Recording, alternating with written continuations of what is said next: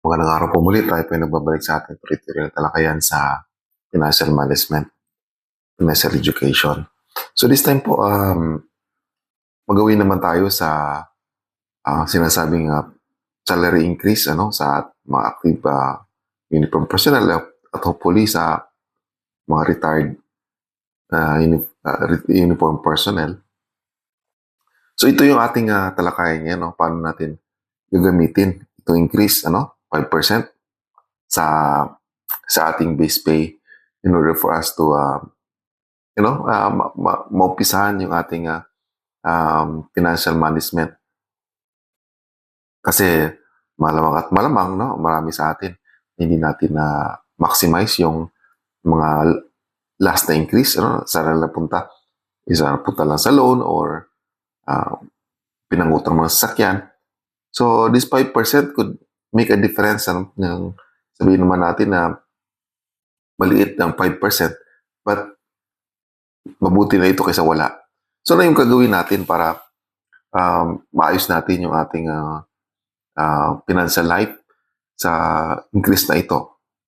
Unang-una is iwasan natin yung lifestyle inflation. Ito yung mag-upgrade tayo ng ating lifestyle dahil sa may nakita tayong increase, meron tayong nagkakaroon tayo ng increase. So, the rule of the thumb is dapat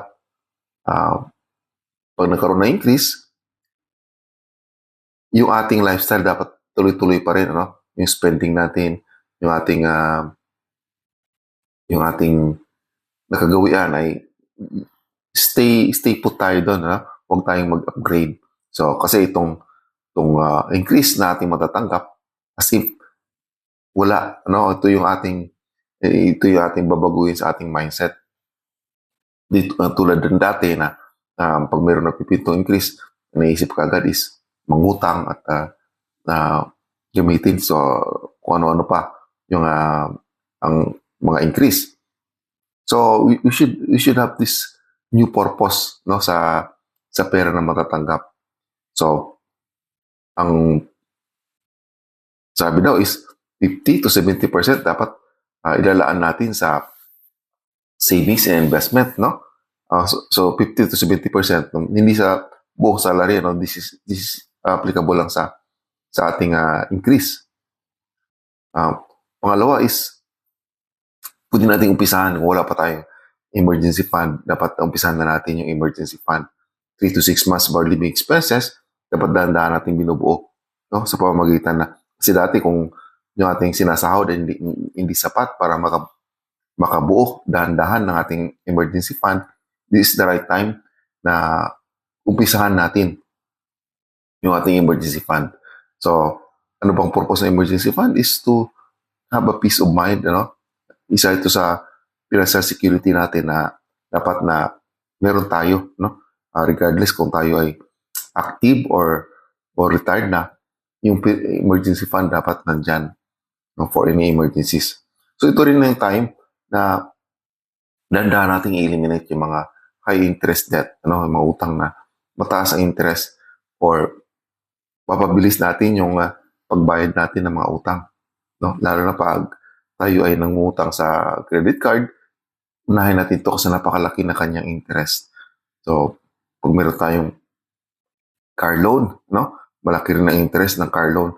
So, ito dapat ang inuuna natin, hindi ito kung may increase naman na mag-upgrade tayo ng sasakyan. So, hindi dapat yung ating unahin.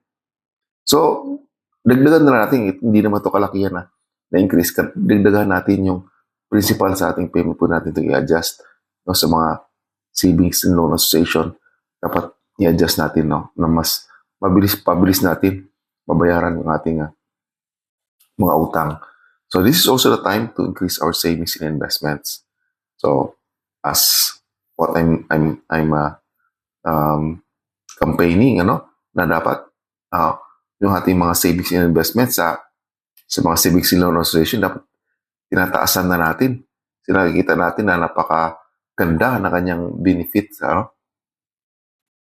So dito natin pwedeng ilaan yung ating mga increase sa mga capital contributions, mga share capitals na will earn bigger interest o bigger dividends parating ng panahon.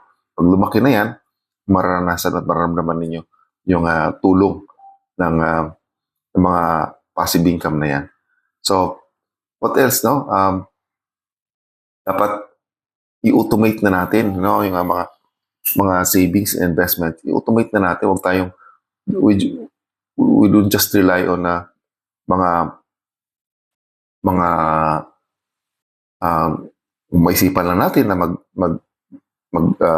lagay doon. Yung automatic deductions na i-request na natin sa Pinas, i-request na natin sa mga Savings and Loan Association for automatic deduction. So, this is an opportunity na dapat we should check our financial goals. Ito naman ay matatanggap natin in a way na parang unexpected, but for us, dapat nakaplano. Hindi natin pinaplano ng mga financial goals na if we're planning to retire soon or later, dapat pinaplano natin everything na matatanggap natin kahit sa sahod natin o sa mga bonuses. We should know ano ba mga financial goals natin, kailan ba tayo magre-retire, kailan ba tayo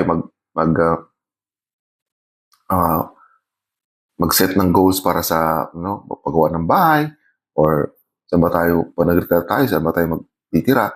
So, dapat alam na natin.